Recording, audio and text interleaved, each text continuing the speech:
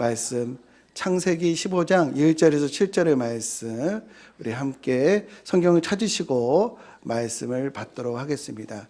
창세기 15장 1절에서 7절의 말씀입니다. 제15장. 이후에 여호와의 말씀이 환상 중에 아브라함에게 임하여 이르시되, 아브라함아, 두려워하지 말라. 나는 내 방패요 너의 지극히 큰 상급이니라. 주 여호와여, 무엇을 내게 주시려 하나이까? 나는 자식이 없사오니 나의 상속자는 이 다메섹 사람 엘리에셀이니이다. 주께서 내게 씨를 주지 아니하셨으니 내 집에서 길린 자가 내 상속자가 될 것이니이다. 여호와의 말씀이 그에게 임하여 이르시되, 그 사람이 내 상속자가 아니라 내 몸에서 날 자가 내 상속자가 되리라 하시고 그를 이끌고 밖으로 나가 이르시되, 하늘을 우러러 무뼈를 셀 수 있나 보라. 내 자손이 이와 같으리라.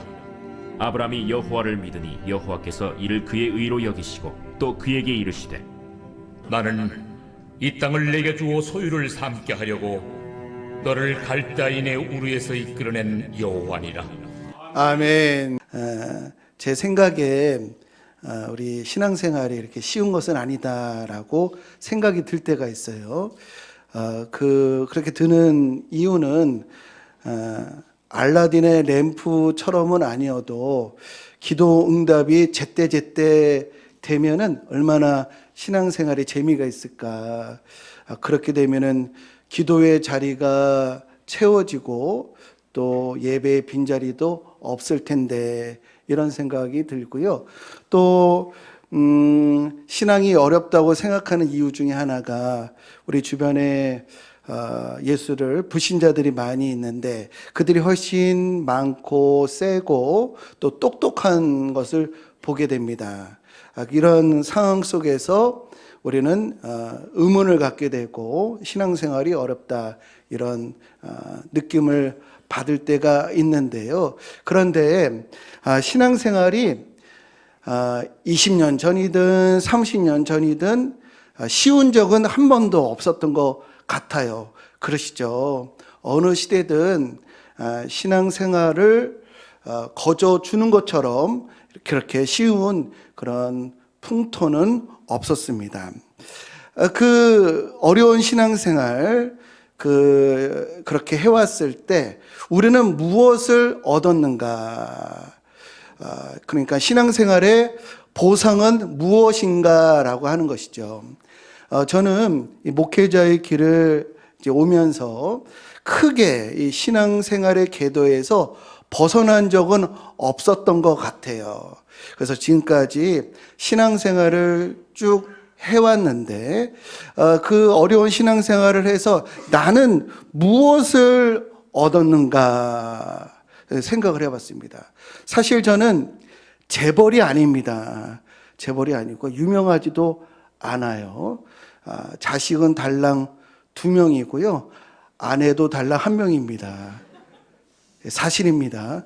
아내도 1명이고, 그리고 제가 뭐 특출나다라고 하는 것도 없고 또 뭐 잘 나간다라고 할 수 있는 것도 없어요. 그런데 이것만큼은 분명합니다. 이것만큼은 제가 확실하게 얘기할 수가 있어요. 그 뭐냐면 신앙생활을 한 나와 신앙생활을 하지 않았을 나를 비교했을 때 저는요 기적 가운데 살고 있어요.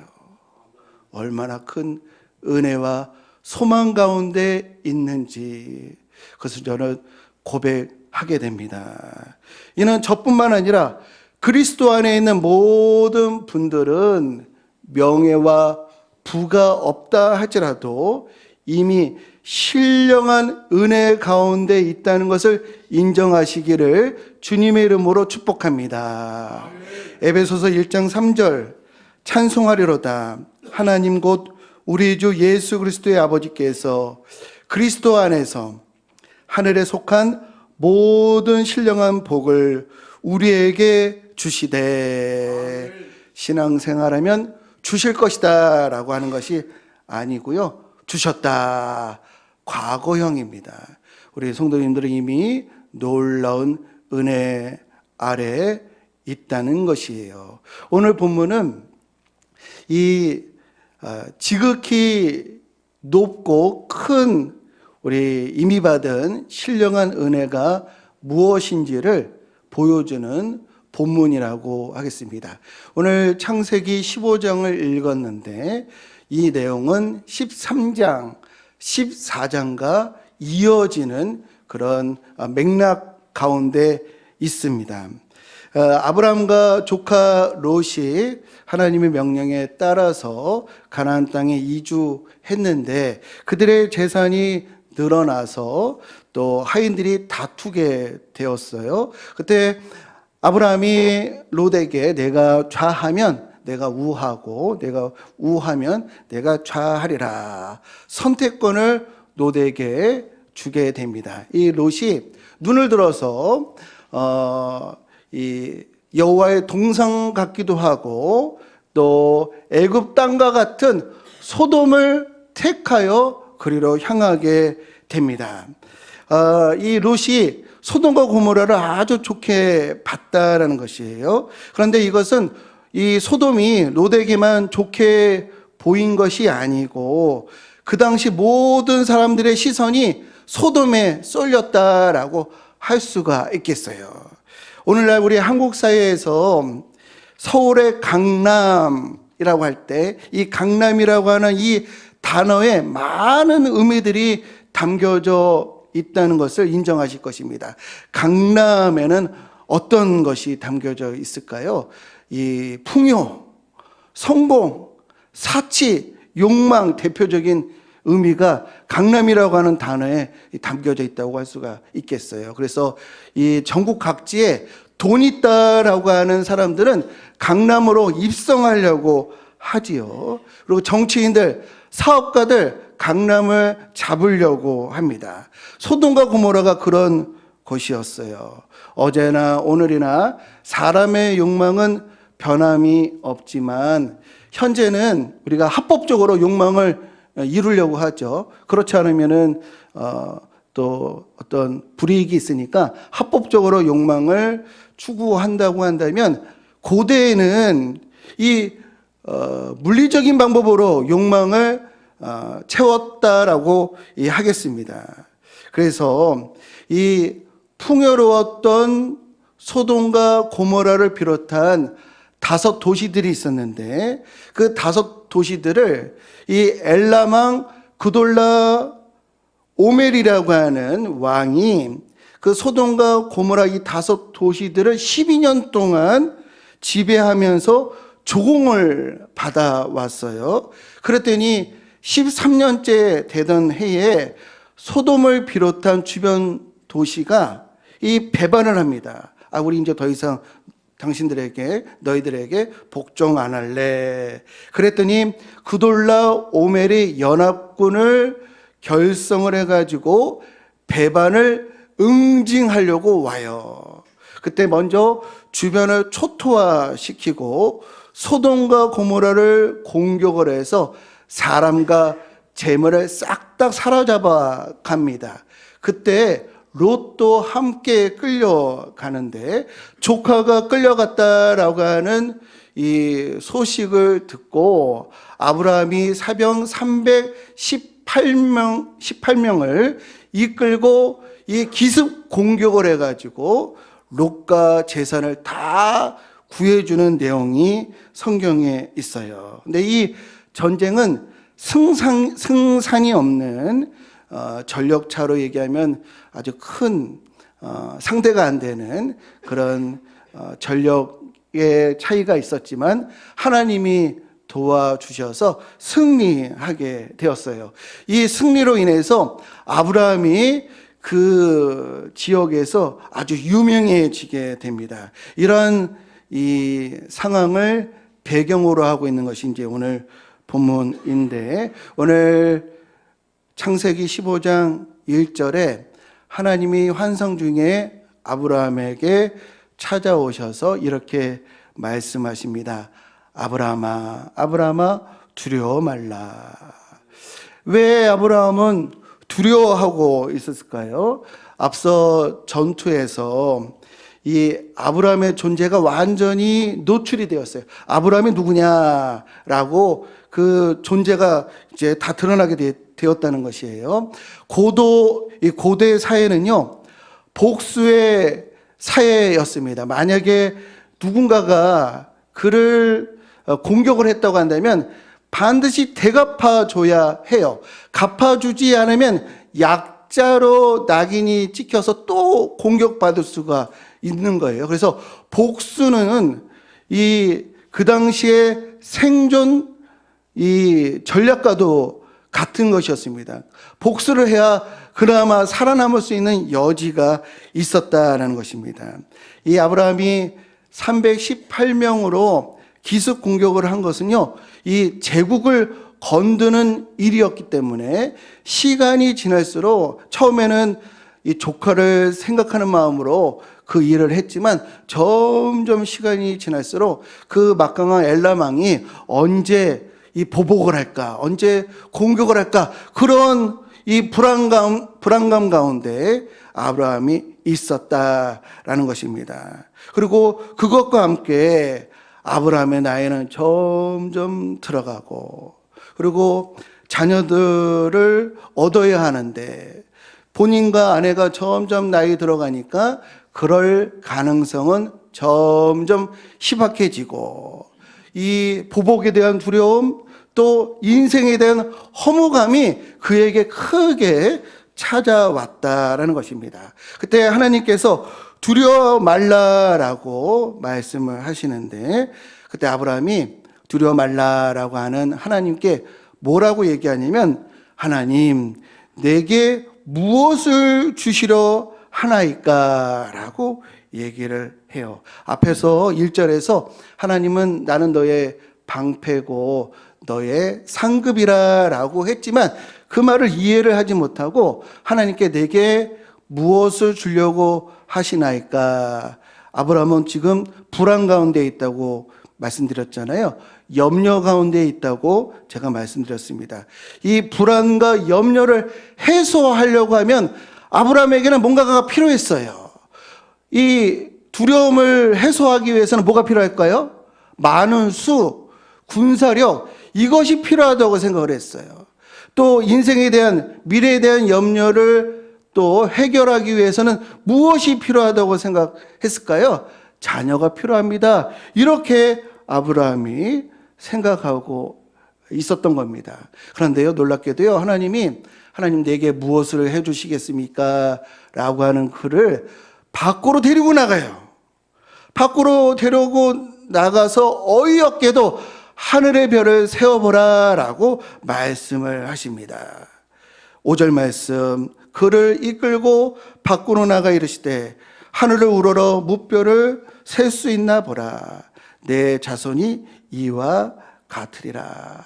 아니, 두려움과 염려 가운데 있는 이에게 군사를 붙여주시거나 떡 두꺼비 같은 아들을 안아주도록 하셔야 될 텐데 한가롭게 하늘의 별을 보라는 거예요. 그러면서 별을 세워보라.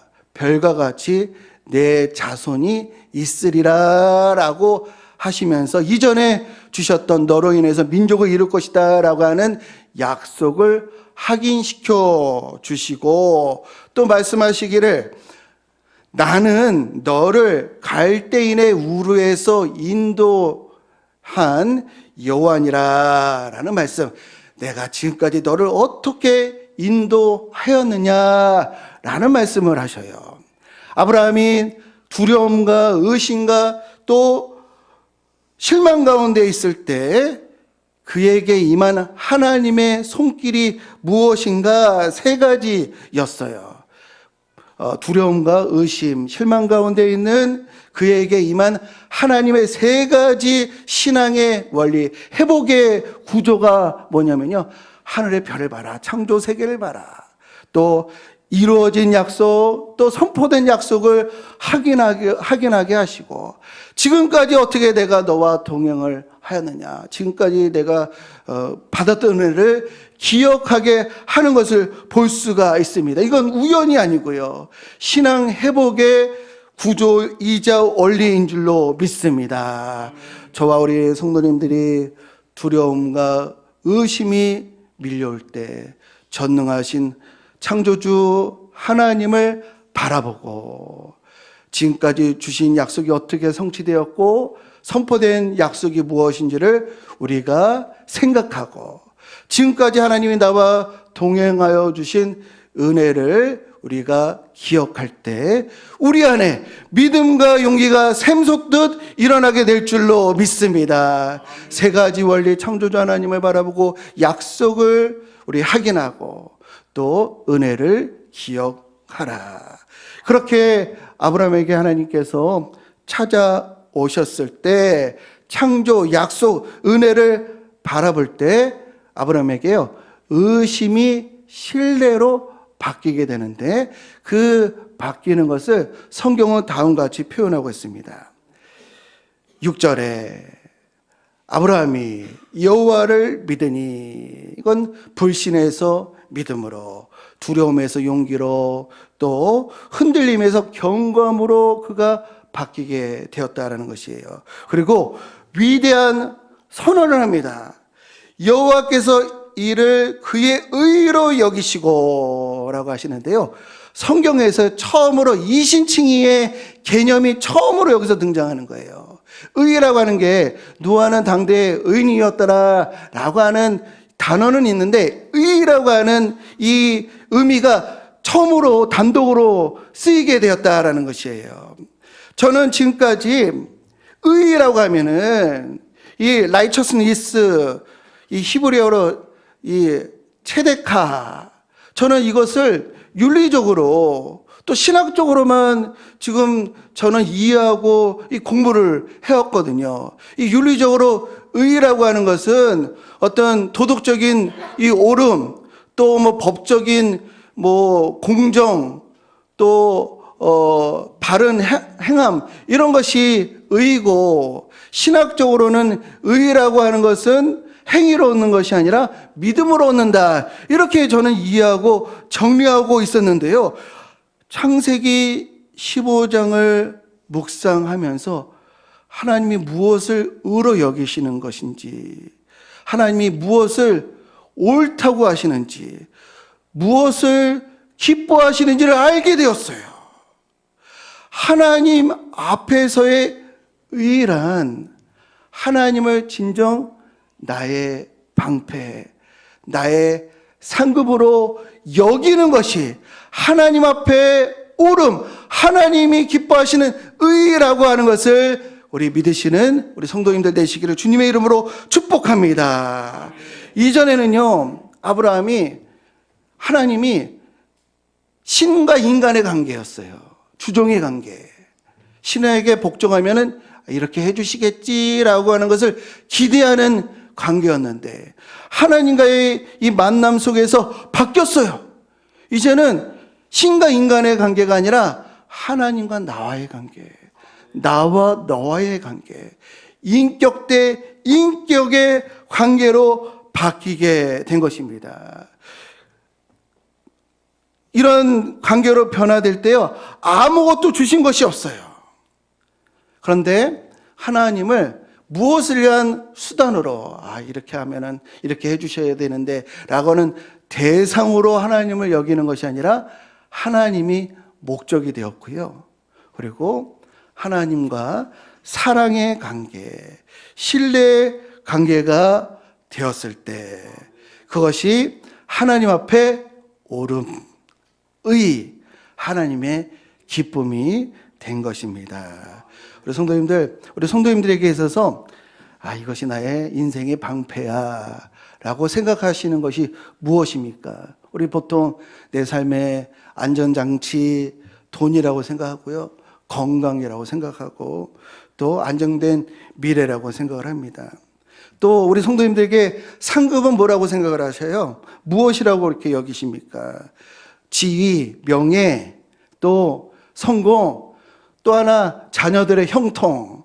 이게 내가 자녀들 이렇게 잘 가르쳤네, 키웠네. 이것이 우리는 상급이라고 여깁니다. 그런데 그것이 방패고 상급이라고 하면요, 하나님은 이것을, 제가 말씀드린 것이 그렇다고 한다면 하나님은 이것들을 얻기 위한 수단이 될 수밖에 없어요. 그것을 얻기 위한 대상이 될 수밖에 없습니다. 그것들이 방패와 상급이 되면요, 하나님과 결코 사랑의 관계, 신뢰의 관계, 하나님을 나의 하나님으로 우리가 모실 수가 없는 것입니다. 그리고요, 이런 이 세상 것들이 나의 방패고 상급이 되게 되면은 우리는 불안할 수밖에 없어요. 왜?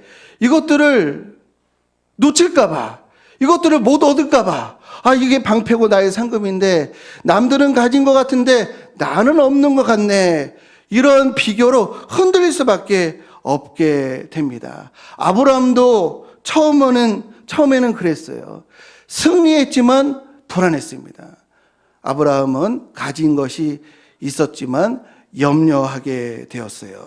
그런데 아브라함이 하나님은 나의 힘이시오 나의 방패이시라 라고 고백했을 때 그가 복이 되고 나아가 그가 복의 통로 되었다는 것을 우리 믿으시는 우리 성도님들 되시기를 주님의 이름으로 축복합니다. 그래서 아브라함이 최초의 기독교인이 된 것입니다. 우리 아이들이 우리 부모에게 용돈을 이제 요구할 때 부모님이 용돈을 주면은 뭐 이제 기뻐하고 용돈을 받지 못하면은 실망을 하잖아요. 그런데 우리 아이들에게 있어서 가장 큰 복이 뭘까요? 용돈일까요? 아니죠. 부모가 우리 아이들에게 가장 큰 복이에요. 부모가 있다는 거, 부모가 보호해주고 부모가 돌봐준다는 거, 이런 관계 속에 있는 것이 가장 큰 복인 줄로 믿습니다. 우리에게 가장 큰 신령한 축복이 무엇이겠습니까? 하나님이 나의 방패 되시고 나의 상급 되실 때 그것이 가장 크고 놀라운 복인 것입니다. 사람은요, 관계에 따라서 변화가 되고요, 관계 때문에 우리는 살아갑니다. 저는 젊었을 때 웬만하면 길거리에서 죽지 말아야지 이런 생각을 했었어요. 왜냐하면 그건 제 목숨이 귀해서가 아니라 저를 사랑하는 사람 때문에 제가 그런 생각을 가졌던 것 같아요. 사랑하는 우리 부모님이, 나를 사랑하는 부모님이 마음 아파하실 때니까 내가 어디 가서는 행실을 조심해야 되겠다, 이런 이 마음을 가졌다라는 것입니다. 이렇게 관계는요, 사람을 변화시킵니다. 성경은 하나님과 우리가 어떤 관계인지를 알려주는 책이에요. 하나님과 또 우리가 사랑의 관계 속에 있을 때 세상이 어떠하든 우리는요, 물들지 않게 됩니다. 또 어떤 상황에서 어떻게 살아야지 천사가 나타나서 가르쳐 주지 않아도요, 하나님을 사랑하면 하나님의 표정에 민감하게 되어서 우리가 어떻게 무엇을 택해야 할지를 우리는 깨닫게 되는 줄로 믿습니다. 이것이 관계의 힘이고 사랑의 기적인 것입니다. 하나님은 나를 결코 버리지 않으신다는 것, 그리고 기도를 해도 응답이 더디고 또 열매가 없고 또 결과가 또 보이지 않는다 할지라도 하나님은 나를 사랑하시고 내가 또한 주를 사랑하나이다. 그리고 하나님은 모든 것을 합력하여 선을 이루실 줄을 믿습니다 라고 우리가 고백을 할 때 하나님은 우리의 상급이 되는 줄로 믿습니다. 히브리서 13장 5절 말씀 우리 다 같이 우리 말씀을 또박또박 읽고 새기면서 우리 함께 말씀을 읽어보겠습니다. 시작.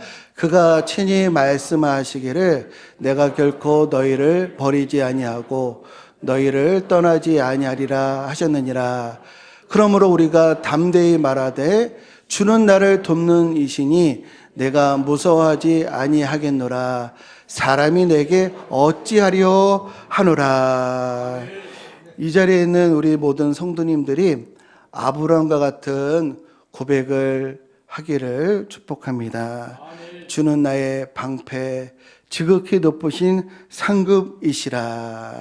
이 고백이 하나님이 우리에게 원하시는 것이에요. 이것이 하나님이 우리에게 하나님이 인정하시는 우리의 의입니다. 그리고 이 믿음이요, 그 자체가 복이에요. 그리고 하나님과 그런 관계에 있을 때 우리의 삶은 진리로 인도함 받게 되는 줄로 믿습니다. 우리에게 있는 가장 신령한 복은 바로 하나님과 우리의 사랑의 관계였습니다. 하나님을 나의 방패로 신뢰하고 하나님을 나의 상급으로 기뻐하는 복된 성도님들 모두 되시기를 주님의 이름으로 간절히 축원드립니다. 이 시간에 우리 예수 사랑합니다. 우리 찬양하겠습니다. 우리 신앙생활의 보상은요, 더 많이 갖는 것이 아니고 더 깊이 하나님을 사랑하는 것입니다. 주님 한 분을 간절히 원합니다. 신앙생활의 열매는요, 우리가 강해지는 것이 아니라 하나님을 더 의지하는 것임을 우리 마음에 새기면서 하나님, 주님을 더 사랑합니다. 예수님을 더 사랑합니다. 우리 찬양하겠습니다. 예수 사랑합니다. 사랑합니다. 온 마음 다하여 오직 주님 한 분만 간절히 더 원합니다. 예수 사랑합니다. 예수 사랑합니다. 사랑합니다. 온 마음 다하여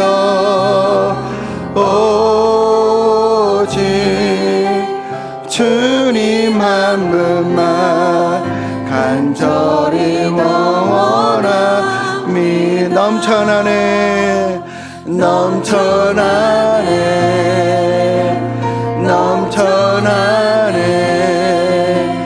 주를 향한 내 속에 갈망이 주님께로 날 이끌어 주소서.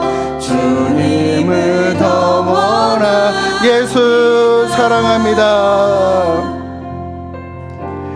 예수 사랑합니다. 온 마음 다하여 주를 사랑합니다. 오직 주님 한 분만, 오직 주님 간절히 더 원합니다.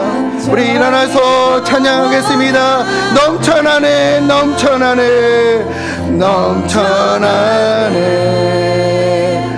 넘쳐나네 주를 향한 내 속에 갈망이 주님께로